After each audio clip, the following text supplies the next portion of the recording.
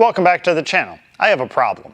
Let's be real, I got a lot of problems, but we're only going to focus on the ones that I have a solution for, because talking about problems without offering a solution is just complaining. So let's figure out what our problems are and how we're going to solve them. My first problem is I have some work to do up there. Now, when we installed our new lights up there, it was nice and easy because we had a second floor and we could work off our second floor.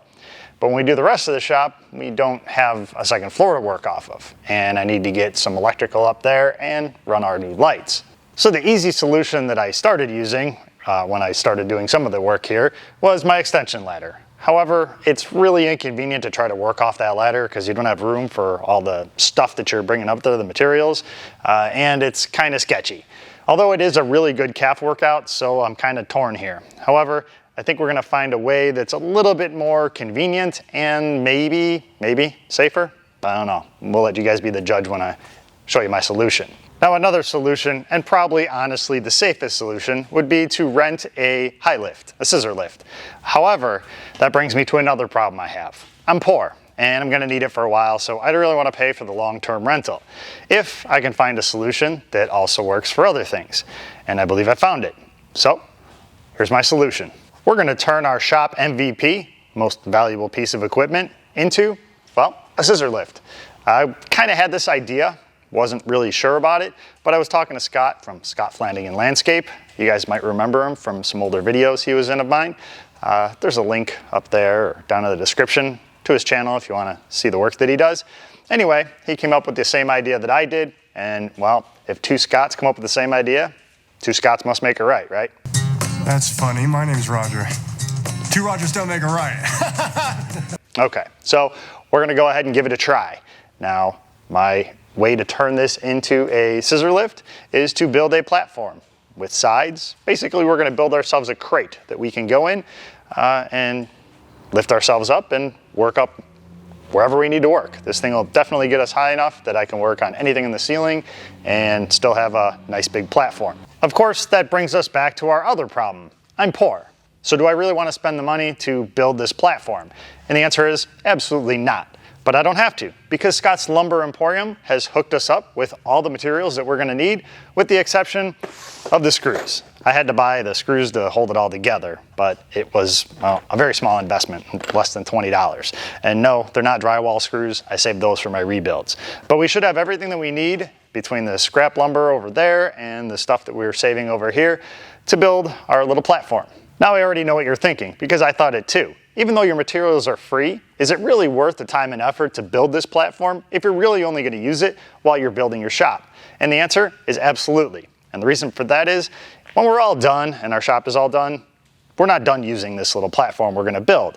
It's also going to be good if we have another problem that we need to address later. A heater goes out, a fan goes out, one of our lights goes out. It'd be nice to work off that platform and not have to use a ladder for that. And we're not just going to build it and it's going to sit in the corner until we need to lift ourselves up. Nope.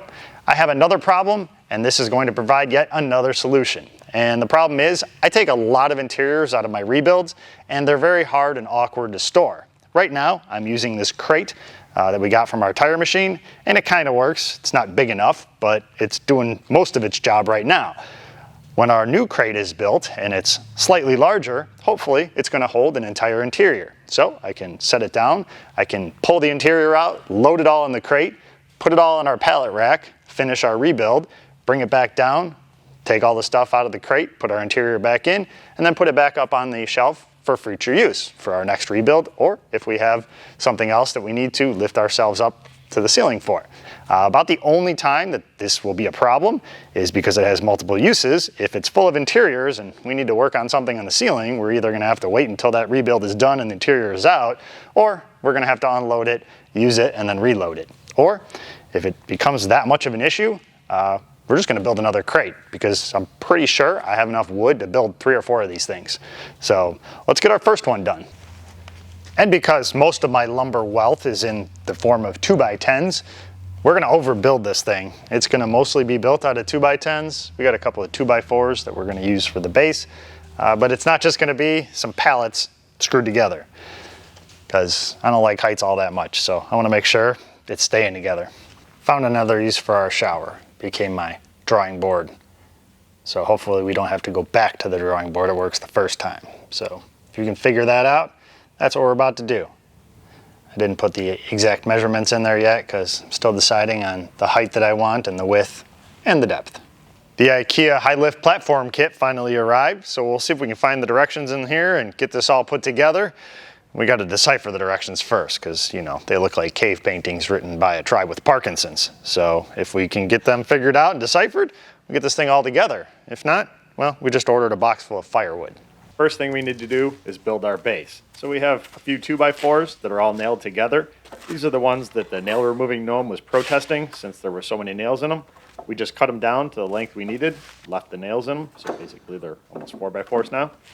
Now we'll just lay down the deck over the top of it and screw it all down. We're essentially just building a regular old pallet to our specifications and made to lift some very heavy things. Now we flipped it over and we're going to put our base on. For this we don't need all the 2x10s. Trying to save a little bit of weight, I guess. Screw everything down. Now that our base is done, we're going to use some 2x10s for our corners. We're going to screw them into the base, then we're going to screw them together. The roaming gnome is holding the L square in there. Hopefully get this thing as square as possible. The closer we can get it to square now, the easier it'll be when we tie everything together. Just finished our third corner, and on to the last one.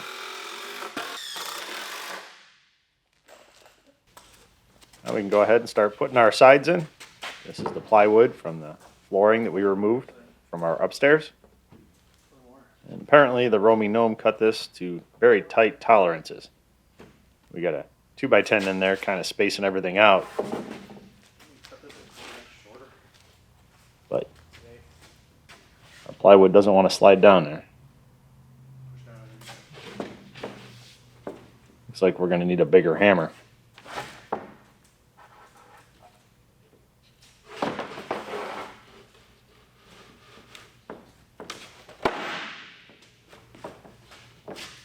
Go. I'm going to go ahead and screw our plywood into our corners, tie it all together.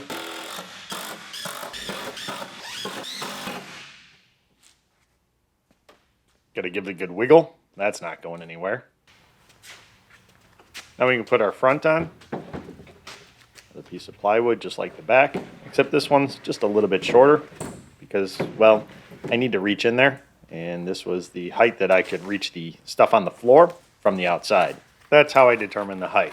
It's also good for when I have to climb up the Bobcat and into the front of the box. And, well, that's what made this the front of the box. Our top wasn't quite square, so we threw a ratchet strap on there to pull it together. And now we're going to screw it all into our corners. Now we can drop our sides in and realize just how unsquare our corners are. Well, they might be 90 degrees, but they're not parallel. They're headed in totally different directions. So we'll ratchet strap that one together, bring it to the sizes we need, and screw it in. And we'll drop our last piece in. And hopefully, since we squared up everything else, this one's a little closer. Roaming gnome still cut into our tight tolerances. Measure it out and screw it together. And we're ready to put our upper supports on. Slip them in here. Use our belt molding installation tool to knock it down into place. And we'll clamp it up.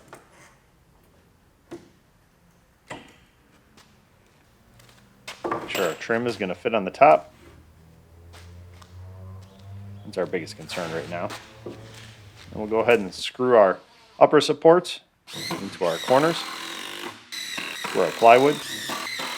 Seems our 2x10 has a little arc to it, so we need to hammer it down with the closest thing we could reach. And apparently it wasn't the correct hammer, as the internet will tell me. And I know that because it didn't work. So we'll grab a different hammer and knock it down into place, which happened to be the correct hammer. And I know that because it worked. Everything within arm's reach of me when I'm building something becomes a hammer. We're going to screw our upper supports for our sides in there. And now we can screw in the support for our front.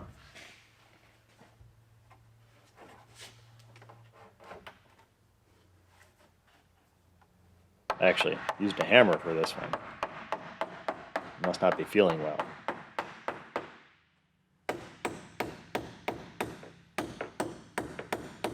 Knock it into place. We're more worried about the width than anything else. Clamp it up and run our screws in here. We'll tie that center support in there. The bottom of that center support is tied into our base and through all of our plywood. Same with the center support in the rear. And now I'm going to go ahead and screw our trim on the top. Keep this from getting splinters. And make it pretty. We even mitered the edges. That's not going anywhere. One last piece.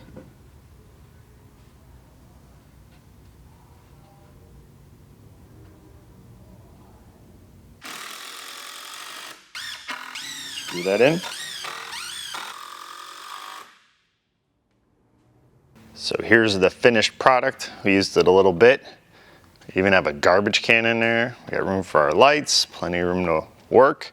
And version 2.0, we added a shelf. So I could have everything stacked up there.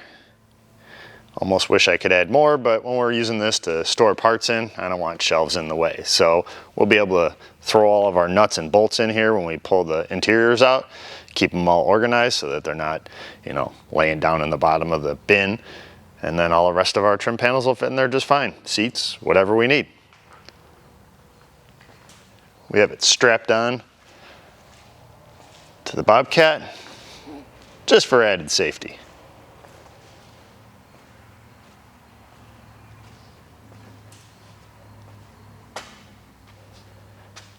In case you were wondering about the specifications of our little box here, I built the base to be 7 feet wide and 3 feet deep. And then we put our 2x10s around the outside, bringing up the overall dimensions about 3 inches in every direction. And I did that for one main reason. My pallet racking is 8 feet wide, 42 inches deep. I wanted something that would fit on the shelf and take up most of the shelf, but not so tight that we waste a lot of time trying to position the Bobcat or forklift or whatever perfectly to get it up there. The time saving, just being able to toss it up there, is more beneficial than the extra space that we would have had in the box. I also made the sides to be 48 inches high, and then we put our little 2x4 trim around the top of it, so it's 49.5 inches or whatever it is. This is 3 feet tall, and that number just came about by me kind of leaning over here and seeing what it had to be for me to reach the floor. Of course, if something's back in that back corner, I'm still gonna have to either climb in there or poke at it with something and roll it out where I can reach it. So, not ideal if it's back there, but honestly, if it's a trim panel and it's sticking up, I could just grab it, so not gonna worry about it. And I can still, not that old, I can climb in there if I have to. If you're wondering about the weight, it's heavy. You're not lifting this thing, it's pretty sturdy, so you do have to move it with some kind of equipment. Didn't really care about that. That wasn't a concern of mine at all. And we built it because we needed it, and we built it when we needed it. So it's not quite done, but then again, is anything ever really done? I would like to finish it, paint it, stain it, whatever. Not because I want it to last longer, although that would help. Basically because if we're throwing interiors in here, I want it to have a decent finish, sanded and smooth, because I don't want to be catching the interiors and tearing them up. If I catch a sliver or, something, and if I end up poking a hole in a nice leather seat, then yeah, I'll wish I had done it then. So that's pretty much it though. I don't think I'm adding any more shelves. I think it's just going to stay the way it is. So if you see it in future videos and it's painted and finished, just know I probably ruined an interior, and that's why I did it. And if it continues to look like this, I haven't ruined any interiors yet. So if you're wondering how I get up there, parkour. Ideally, it would be best to climb in the box and have somebody lift me up and position me, but unfortunately, the roaming gnome's experience is limited to going forward and backwards and maybe turning half a degree. And the little guy that I found in the console, well, he's got some Bobcat experience, but his feet don't reach the pedals. Although we do have a switch that he could use the hand controls, but I don't think he's got there yet. And if you're wondering why this might not be the safest, Bobcats are not meant to hold a load. So if a cylinder goes out, they drop it full speed. So it'd be a scary ride on the way down. But other than that, as long as the cylinder doesn't blow out, I'm pretty safe up there until I'm not. So the time it took us to build this thing is going to save us a ton of time not working off a ladder. Not to mention, it's a whole lot easier and safer. It might not be safe enough for the safety experts, but, well, you guys just aren't allowed in Fort V-Corps up here. So I'm going to use this, safe enough for me. So thanks for watching, and I'll see you in the next video. I don't ever slow up, no I don't take sh- I got no love for the fakeness. If you wanna play tough and wanna hate this, I'll always show up and make a statement. I don't ever slow up, no I don't take sh- I got no love for the fakeness. If you wanna play tough and wanna hate this, I'll always show up and make a statement.